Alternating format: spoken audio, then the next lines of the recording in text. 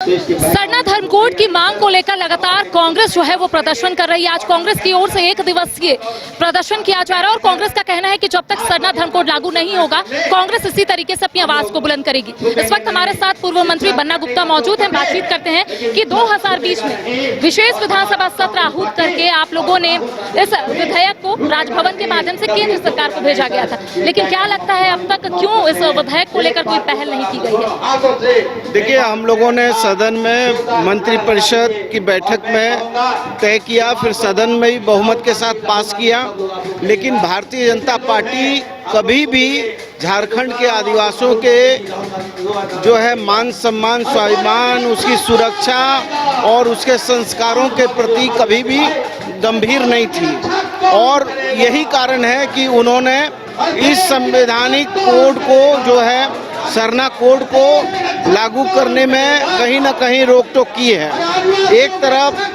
आदिवासियों को संवैधानिक हक से भी वंचित किया जा रहा है, दूसरे तरफ उनकी जो धार्मिक मान्यता है उससे भी उनको छीना जा रहा है। तो इसको लेके कांग्रेस जो है मजबूती के साथ सरना धर्म कोड लागू करने के लिए वचनबद्ध है। और ये झारखंड की धरती है, उलगुलान की धरती है, भगवान बिरसा मुंडा की धरती है, बुद्धू भगत की धरती है।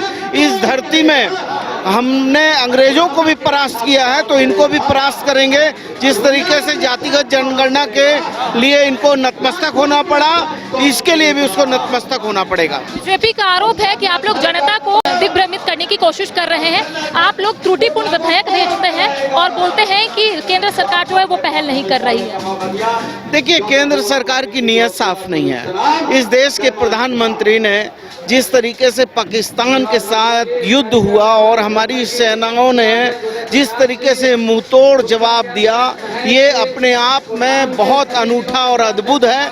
मैं देश की सेना को उनके श्री चरणों में उनको नतमस्तक करता हूँ।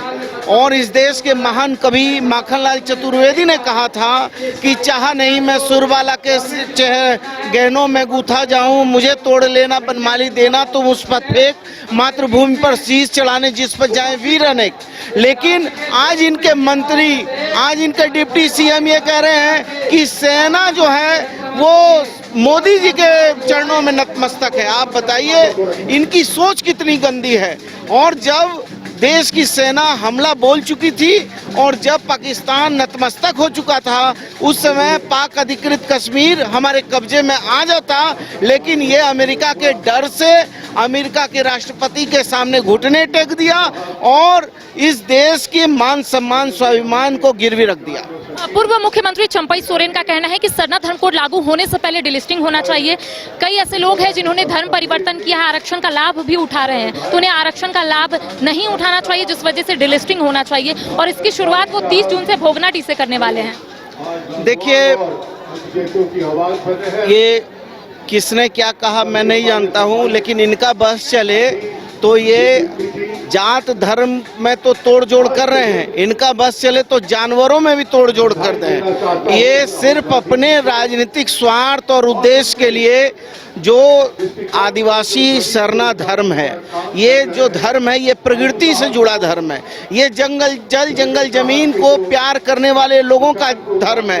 ये धर्म वो धर्म है जो ग्लेशियर जो डूब रहा है, दुनिया के 10 देश डूब जाएंगे पानी में, वो दुनिया के जो ग्लोबलाइजेशन को बचाने का धर्म है। ये धर्म मानवता का धर्म है। तो इस धर्म में भी ये जात धर्म घुसाकर इसकी जो विश्वसनीयता को तोड़ना चाहते हैं, ये कांग्रेस के लोग तोड़ने नहीं देंगे।